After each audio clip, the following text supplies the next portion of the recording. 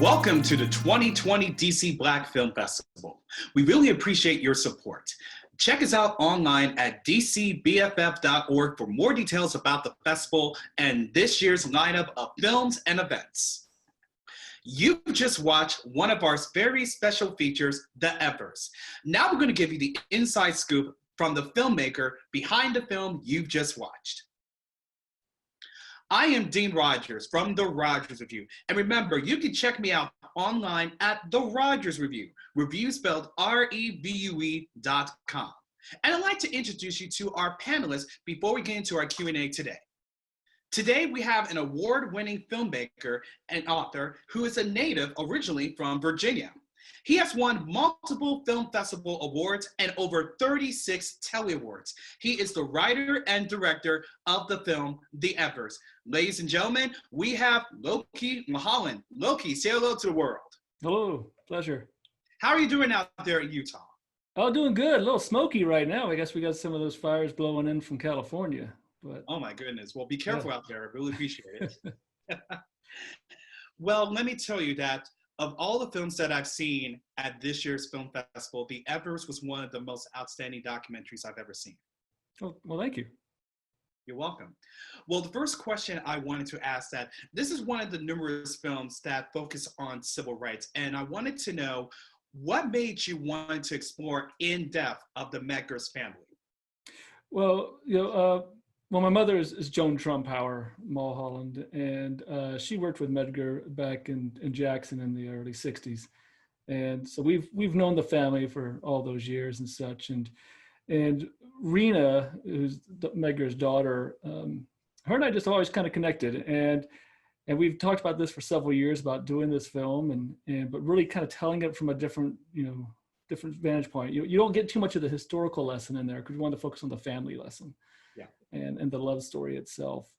And so that was just kind of the catalyst for that. And fortunately we were able to get Charles Evers, and who just died recently. And but to really kind of tell that story from a different view, that when you go to that house, that's this historic site now, that you realize that this was a home, that people lived there. They laughed and they loved and they cried and so you really get a real sense of the personal side of the history. Absolutely. And I felt that of all the documentaries that I've seen about the Evers family, this was really in depth, and you really get to know not only the late Medgar Evers, but also his family from Merle and the daughter and the son and his brother. So I really applaud you for bringing that in-depth aspect of the family to us for this festival. Well, thank you. My next question is, I wanted to know, walk through us and take us back to the very first conversation that you had with Rena and with Merle Evers, and how were you able to get them on board to talk about the family's history, about the events surrounding what happened with the assassination, and about their lives? Well, it's I like to try to make it sound like it was complicated. But again, it was just really a high level of trust. They know our family, they know the work that I've done in the past, and really they just, quite frankly, it was just like, do what you did for your mom's story, because there's a documentary called An Ordinary Hero about my mother. So do that, but do it for us. And they were heavily involved in that process as well. But when I actually sat down to do the interviews, that's when it became difficult. I remember distinctly the first, I have met Mrs. Evers on several occasions, but it had been a couple of years, and when we sat down to do the interview, it was just this anticipation of her coming out of the elevator. I mean, here's the most, was one of the most powerful Black women in America, in her time as the leader of the NAACP, and still this incredible presence. And we sat down. And literally what you see, that opening of the film, where I said, well, let's just talk, tell me about the night. And that response is very real. And I wanted to keep that in there because I wanted people to feel that they were part of that process. Because we ask these families to go through so much, to relive these memories, but we don't necessarily think of what it means to them at times.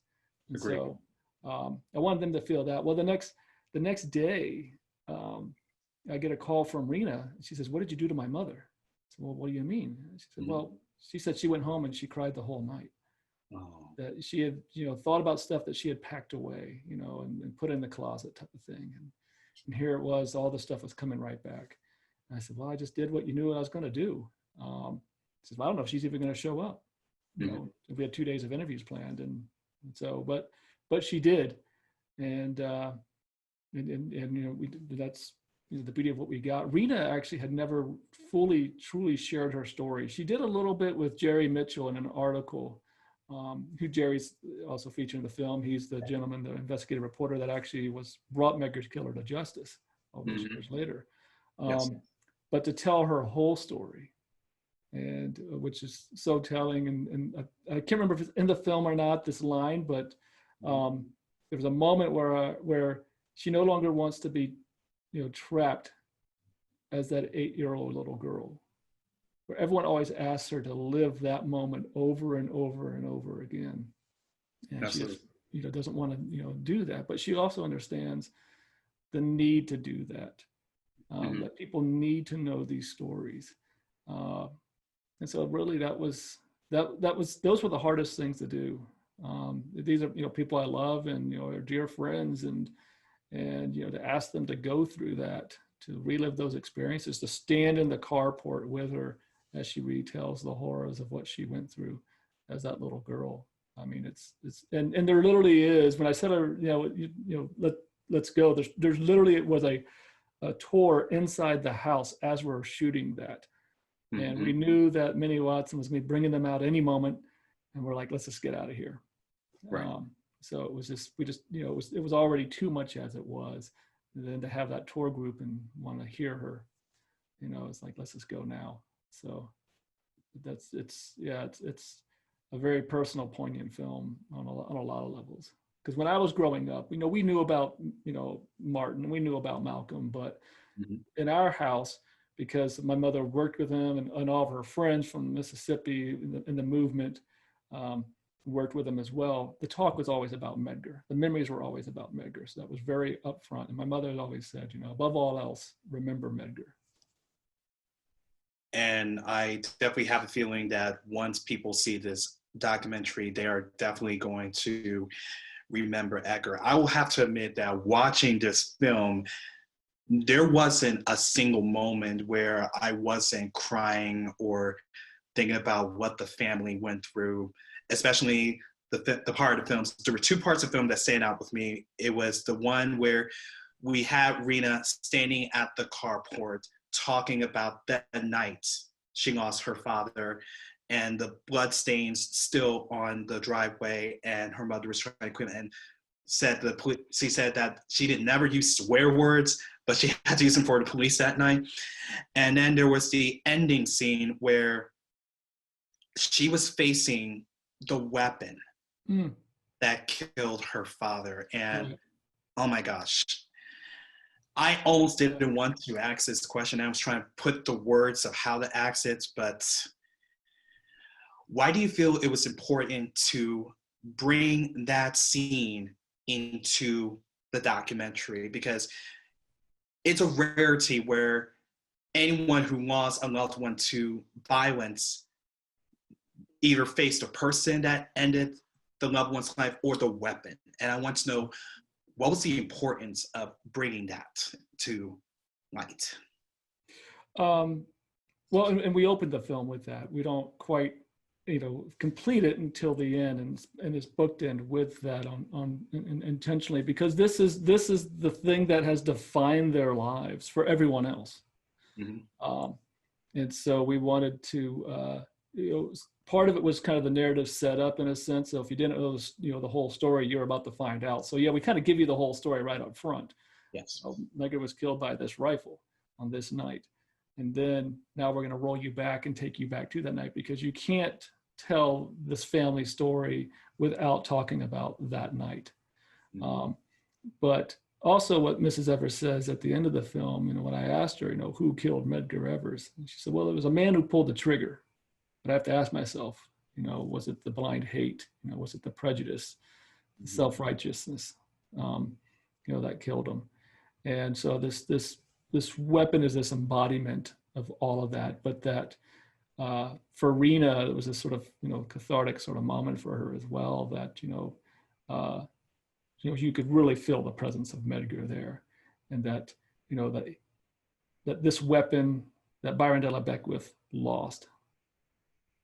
He did not, they might have killed his body, but they didn't kill his spirit, and his spirit continues to live on, like Mrs. Evers says. So for us, that was important to have in that. And actually, it's the Mississippi Civil Rights Museum, which is the only state-sponsored civil rights museum in the entire country. And it's in Mississippi.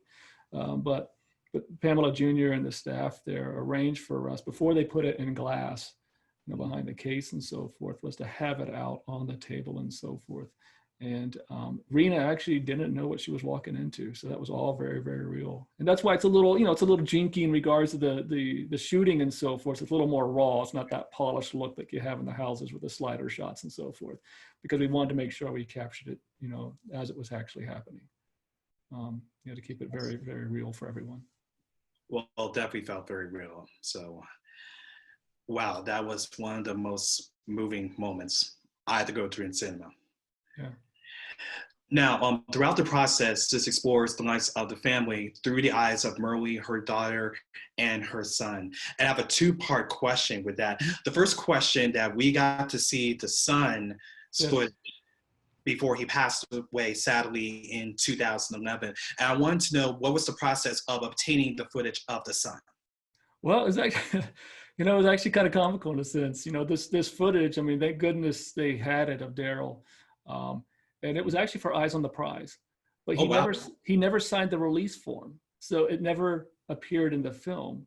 And when I called, actually, all the footage is held by I think it's Washington University in Missouri. And when I called, I was like, "Hey, I'd like to try to get this footage of Daryl." Like, "Well, we apologize, but he never signed a release form. The only people that can authorize it is the Evers family." I said, "Well, I'm actually doing this with Rena." He said, "Oh, Rena? Oh, yeah, okay, it's yours. No problem." That was it. That was this. I mean, it was as simple as that, right? It was pretty lucky. I mean, so if you name drop the right person, you can make things happen. That's a little filmmaking tip there. And so, but yeah, that was just fortuitous that they had that. We're able to utilize that. And it's yeah. And there's another brother as well, but he just wasn't ready to talk. All these years later, he still just hasn't quite processed it. And Rena's still processing it, and always will be. Excellent. Yeah, I hear that. As a filmmaker, what do you feel needs to be done to improve the exposure of learning about racism to the youth of America, to our current generation? What do you feel that needs to be done? Well, we just need to keep doing it. Quite frankly, I mean, we're just scratching the surface with it. Not talking about it doesn't get us anywhere. I mean, this is why, when we hear of that man in the White House who is saying that we're not going to fund, diversity training, basically is what he's saying. Anything that smacks un-American, by talking about America, the real history of America. Yeah. I mean, you're just avoiding it. And that's just that white privilege and that fear of confronting yourself. So racism is a white person disease that we always ask people of color to cure. And we really need to be confronting it ourselves and dealing with that. And the main part of that is through education. I have a foundation I named after my mother called the Joan Trumpauer Mulholland Foundation. And that's what we do. We exist to end racism through education. And we do that through films like this and through books and so forth and speaking. And we just have to keep talking about it, keep addressing it, and keep confronting it. Absolutely. And speaking of which, I want you to tell us more about the foundation for those who have not heard about it and want to get more information about it. Yeah, so the foundation is, again, it's named after my mother. You can find it at jtmfoundation.org. And we have, kids' books about my mom and curriculum and different movies as well. The Evers is just one of several films that we already have done. One is about my mom and the movement itself. She was kind of the Forrest Gump of civil rights. So So it takes you through all these different phases of the civil rights movement. It's quite incredible from that respect. Another film's called The Uncomfortable Truth, which won an Emmy and is about the history of institutional racism in America. Wow. And then we have one called Black, White, and Us, which is about racism through the lens of transracial adoptions. So these are white families who believed that racism didn't exist anymore, and then they adopted these black children, and lo and behold, what do you know? Racism exists. And then our most recent one is called After Selma, which is about about voter suppression since the Selma to Montgomery March. And so yeah, so we've got a lot of material for people to utilize and to experience. Are any of the films available for public to use and to watch? Well, they're all available except for TheEvers right now. They're all it's not distributed yet, but they're all available on Amazon. And we do have actually education versions on our website of An Ordinary Hero and The Uncomfortable Truth. We have a campaign right now going on for After Selma where we're sharing that for free, so that people can utilize that and, at their churches and civic, groups and whatever else, or classrooms, to talk about voter suppression. As John Lewis said, we have to vote. If you really want things to change, we just have to vote. Absolutely, absolutely. When did you realize that you wanted to become a filmmaker and tell such amazing stories, especially since you are the son of a well-known civil rights activist? I want you to know, when was the moment you realized you wanted to make films? Oh, when I saw Star Wars. I mean, just as any kid, I was like, wow, this is amazing. Yeah, which dates me, of course. I'm 48. So, but yeah, I mean, seeing Star Wars. I mean, that was one big moment. It was like, wow. And then my brother actually was failing Spanish class, and he convinced his teacher that if he could make this movie in Spanish, that she would pass him. And this was, and this is, my dad had like this, the old camcorders where you had to wear a backpack and of the VCR, and he had a cord and the camera and all that. And he made this thing. I'm like, well, if this moron can make something, good grief, I definitely can make movies. I didn't know like real people made movies, right? And so I knew at a very early age that's what I always wanted to do. I was always as a filmmaker, when you get started, at least when you're a kid like that, and something like Star Wars, you want to make Star Wars, right? And then you grow up. And so my calling has become the films that I do. So you referenced my mom there. I often get asked, would you have sat at the lunch counters? Right? There's that famous photo of my mother at the Jackson Woolworth lunch counter, and I'm like, well, I don't have to, because she already did, but I have to do what I can do. And so that's why I do the films that I do. We just to carry on her legacy, and to do it in the way that I feel comfortable, and that I can use my gifts that I've been given in that capacity. So I do that through the films, I do that through podcasts and everything else. So that's just kind of the calling that I've been, that I've chosen and continue to head down. And you definitely done it so well. I mean, these films are powerful, they're very educational, they're award-winning, and especially with what we're going on in society right now, these are the types of films that people need to see, need to experience, need to feel the weight of what's happened just 60 years ago. And it seems like it's happening again right now. It is. I mean, we can't be polite about it. It truly is. I mean, the things like, Ahmaud Arbery, watching something like that, and Floyd is just like, I mean, those are things that today you'd only see in Hollywood films from something from the past, but it's real life. These things are really, really happening because people feel empowered. When the power structure is as racist as it is, and is so vocal about it and unapologetic, it brings out the worst in people. And now these people feel empowered to be able to do what they want to do. And this is why we fight. My mom has always said, I can't do everything, but I can do something, because doing nothing's not an option. And as filmmakers, for a lot of us, that's our something. Indeed. Well, I have my reason of what I took away from watching TheEvers, but what do you hope audience will take away after watching the film? Black Lives Matter. This is one example of that.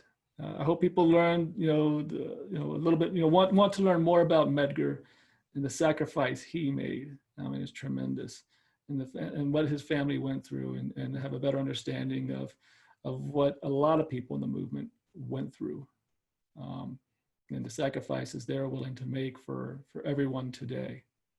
And and really that the family and the love, and that when you see these pictures and you hear these stories, that you really feel a personal connection and a deeper understanding. These are not just black and white photos from the past.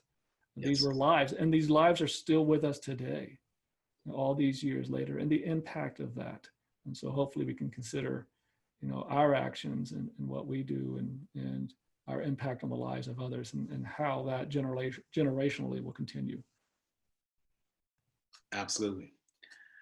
If you can give the person who's watching this or reading this one piece of advice that they want to tell that untold story, become a filmmaker and become a writer, what advice would you give them? Just tell it. Go and don't, it's not going to be perfect. You make your film and editing anyways, but just go out and just start doing it. It's every story matters, and the more we hear, Medgar's is a big story.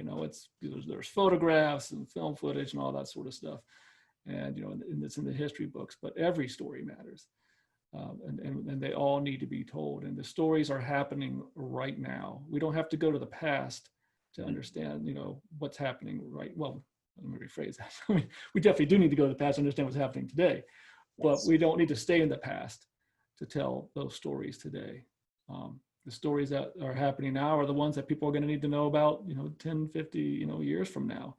But we need to start, capturing them now, and just start telling them. And wherever we live, wherever we are, those stories exist. So, just grab a camera and start telling them. Absolutely. Where can people go to learn more about you and your film? Well, they can go to LokiMulholland.com. That's my website. Go on Amazon. You can go to our foundation website, JTMFoundation.org. So there's a lot of places for people to be able to find out what we're up to. Excellent. Well, actually, we just finished wrapping a podcast series called The Uncomfortable Truth with Luvon Brown and I. And Luvon is a freedom rider from Mississippi who was in my film, The Uncomfortable Truth. And we've got our season 2 that we're working on right now, which is interviews with a lot of civil rights activists, Jane Elliott and Ruby Bridges, Bernard Lafayette, those groups. I'm finishing, I've got a series I've been working on that's a weekly drip series called Locked In with Loki. That's like short sound bites, 3 to 5 minute type of, stuff on race and racism in America. That's on YouTube. And then I am in post-production on a film about Emmett Till. And this is, the story most people know is not the real story. Most people think that was just 2 guys, and it was actually those 2 guys. The story that was told was a cover-up that allowed about 8 people to get away with murder. So that's how we're making sure that the full story is told. Just hearing that, I'm looking forward to your next projects to come. Loki, it's been an honor to talk to you, and I thank you so much for bringing your film to the DC Black Film Festival 2020. Oh, we're honored. Appreciate it so much. Anytime. Well, gang, thank you very much for joining us for this panel. It was wonderful. And remember, you can check us out online at dcbff.org for more details about the festival and this year's lineup of films and events. If you would like to ask specific questions about the film you just watched, visit our Facebook page at facebook.com/DC Black Film Festival and find this Q&A block so you can interact with our panelists directly. Thanks again for your support, and remember to enjoy the rest of the 2020 DC Black Film Festival.